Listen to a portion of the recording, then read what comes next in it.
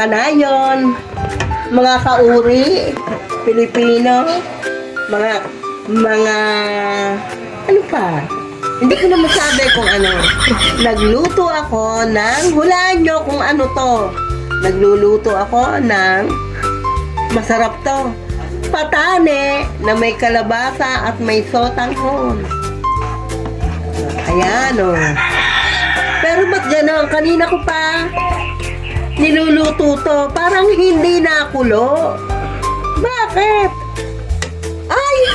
Nakapatong pala sa kaldero. Hindi pala sa kalan. Ano ba yan? Nakatikim na ba kayo nito? Ginisang patane at kalabasa na may sotanghon. Nakaw! Taob na naman ang isang kalderong kanin. Ang mangyayari nito, magpapabili ako ng 2 balot na kanin sa tindahan. 1 kilong kanin ang niluto ko. with Joe. Takpan natin, ha? Baka langawin. Eto, oh. Punong-puno ang kanin.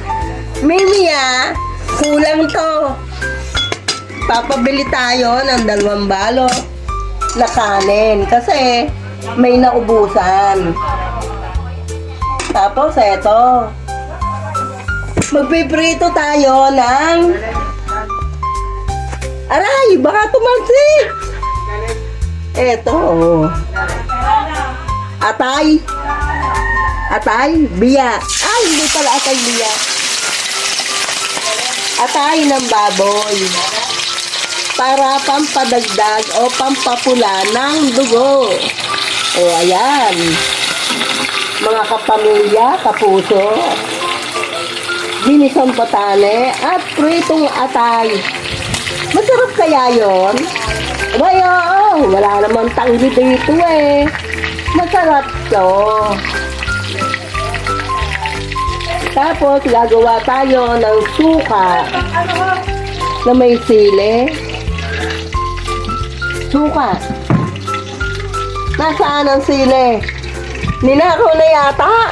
Ay, nako. Papabili na naman tayo ng sili. Lalagyan natin ng bawang. Ano, guys? Nagustuhan nyo ba ang aking balabag? Guys, hanggang dito na lang.